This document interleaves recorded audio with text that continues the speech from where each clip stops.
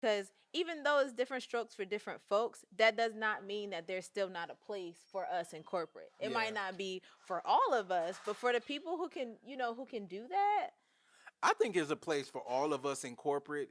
The problem is black people are Oh my goodness. extremely emotional, right? And because we are victims of abuse, we're victims of police brutality, we're victims of financial abuse, we're victims all around.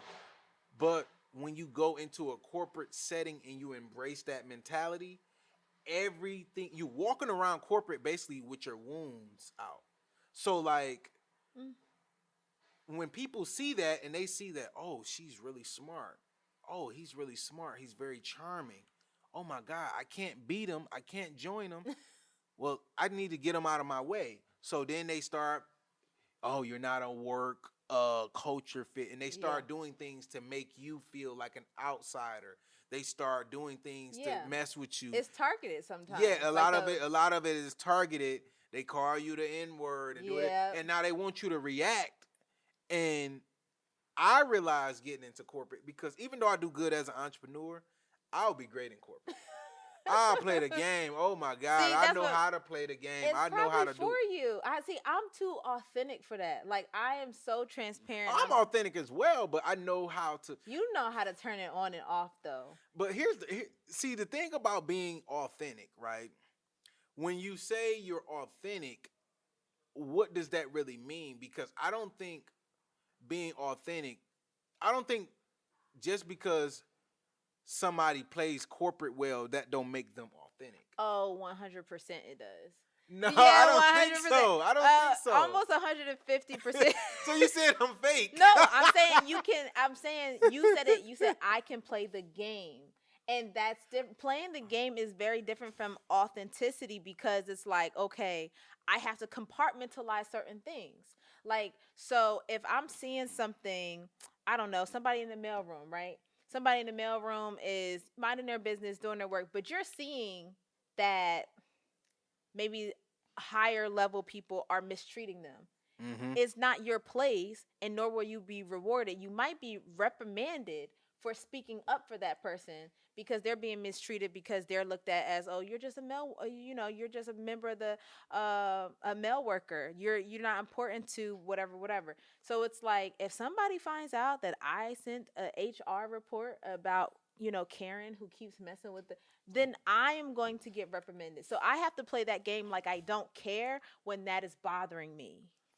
Well, To your point about being emotional. but that's my point. To your So point about being emotional. okay, but I think there's other parts of your life where you've probably withheld how you feel about certain situations because you didn't want to piss off your auntie. You didn't want to, your mom was wrong in that situation. You didn't want to tell her right then. You wanted her to, it's different Yeah. situations. It's ways to go about things. So I think the corporate thing to do is to not always say what you want or be this outspoken person because at the end of the day, you have a job to do. You have a job to go there to get paid and to feed your family. So if I see Joe from marketing doing something he ain't got nothing to do, what he ain't supposed to be doing, Mm-hmm. and it's like, well, I'm so authentic. I want to go let everybody know that Joe is not doing like, no, I'm here for James. I'm not here for Joe. So if Joe get let go because of what he's doing, that's on him. Now, if I was being authentic, quote unquote, and Joe is my homie, Mm-hmm. I go let Joe know, and then now I'm in the HR office because now he's feeling or she's feeling some type of way about how I'm approaching them. So I feel like you can definitely be authentic and succeed in the workplace, but you just can't be overly emotional because there's going to be a lot of things that happen to you, particularly being black and especially being a black woman, that are going to trigger your emotions, and you're going to have to be able to stomach that and walk back into the boardroom and negotiate the deal like you are not sweating and like you belong there. So sometimes a lot of people feel like they don't belong because they never even gave themselves a chance to belong because they feel like corporate is just not for them in general. But also, let's be honest, y'all black folks, y'all don't like to work for black people. So I, you gonna have to work for. It's a lot of black people. I was about to say I've actually gotten lucky with that. No, I'm just saying, but it's a lot of black people who don't, whether they admit it or not, they don't psychologically respect black owned businesses. So they show up at any given time. I fired people before. I had a guy who I used to work with at my old office. I'm talking about showing up at any given time. We had a set time that you had to be in the office. We shoot content. We're all sitting there waiting on him, not answering the phone, not answering emails, not doing nothing. And he'll walk in 45 minutes late with some food. And then look, he won't sit the food in the fridge because we had a fridge. He won't sit the food in the fridge and get to work because you're 45 minutes late. He'll sit down and eat his food. Oh, and then try to work after he finishes. And then it's an hour and a half. Me and the production team sitting there like, what's up, bro? You done? And then oh yeah, what's up? Let's go. And I'm just like, bro, I pay like at the end of the day, I help pay your bills, bro. So even if you don't respect me, you're supposed to respect your bills. Your job. Yeah. Even if you don't bills. respect me, respect your you bills. don't respect the company. You're supposed to respect your wife enough. Yeah. To come in the thing that is funding your life. So this is what I try to tell a lot of people. And I've had some bad experiences working with black people, and I've had some great experiences. So this is not like everybody thing. Right, but I'm just saying there's a big stigma as a black entrepreneur. Like when you hire, let me ask you this, or let me put a lot of y'all up on this. Your favorite streamers, your favorite YouTubers, your favorite content creators, people like that. You wonder why their team be black? Like a lot of their videographers, a lot of right. You know why they don't be black? Why they don't? No, I wouldn't even know what they. I never thought about it. I didn't think about this until I met one of them and I asked him. I'm just like, I'm not gonna say who it is because whatever. But you're like, hey, but why I asked like, bro, like I know you like why your videographer, like that's a job, like why didn't you? And they told him, like, to be honest, they just saw me as who I was and not who I actually was, so they didn't really respect me. So they showing up any given time. I tell the white videographer, I tell the other videographer, Latino, who whatever, I tell them I need this in 24 hours. I get it in 24 hours. I tell the black dude that, he feel like I'm challenging him. And now it's this whole back and forth, and you're not about to talk to me any kind of way. So all I'm saying is that is an emotional response. So that's what I'm trying to tell a lot of black people who want to succeed in corporate or succeed in business.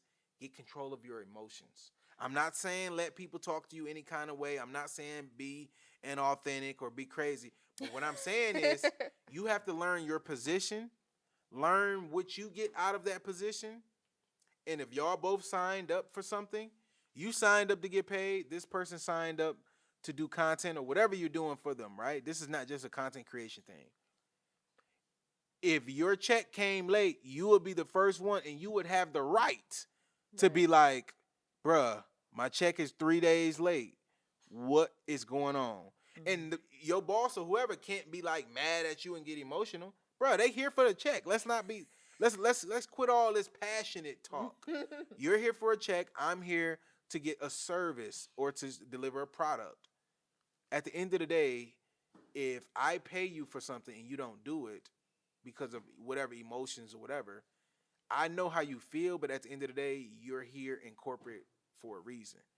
So I just always try to encourage people who are in corporate and who feel like, oh, corporate is not for me. It may be for you. You just need to control your emotions. No situation is going to be perfect. No boss, no manager. I know I'm not perfect. And I know I've definitely worked for terrible bosses. But I remember when I learned this, when I was I used to be an RA on campus. So for the people who don't know that, the residential assistant, that's the person who like kind of manages the dorm rooms, right? and I had a white resident director. She was Right. my boss. Her name was it Karen? Let's just call her Karen. Let's just call her Karen. It was something with a K, but let's just call her Karen. Kathy Karen. So I didn't understand this principle of not be emotional and just like everybody's here to do a job. So I used to go on my walks around the campus, and when you go around your walks around the campus, it might be a Thursday night. Literally nobody's outside. Nothing's going on. So when I write up my report, I literally say, "Oh, nothing's going on." Mm-hmm. And then I had this other guy. His name was John or whatever. He wanted to be a cop. So when he used to go around on Walking it. duty and write up the report, Yeah. he got 3 pages of stuff that went On Thursday nights? on Thursday nights. So either John is lying or James is lying. And you know they're going to think I'm the only black one on the team. They're going to think I'm not doing my job. Yeah, yeah. And she was literally on top of me, on my head all day. And I just couldn't understand it to the point where I was about to quit. I was about to give up my free dorm, my free, all of the stuff, all the perks that Yeah. came with this. And I was about to take out student loans to go pay to live on campus just to get out of this toxic situation. And one day, one of the young ladies, the white girls that work with me, she pulled me to the side. She was like, "We called a personal meeting because we feel like Karen is treating you different because you're black."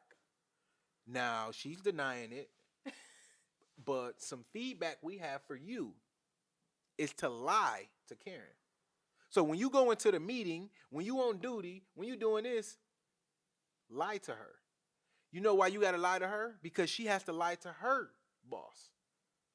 So if you're not lying to her and writing up these reports and not giving her nothing to go off of, her boss is saying, "Is your person even working?" They said nothing went on. And they can't believe that nothing is going on the campus, right? Mm-hmm. So I say that to say a lot of times corporate America is not a. Now I could have been like, I'm being authentic. That's when I was being authentic. Nothing really happened.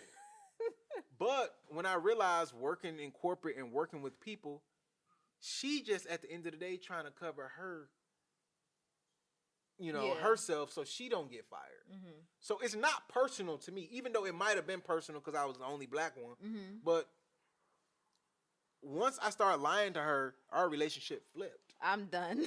It's like I was like her favorite. You're hilarious. It's like she used to always.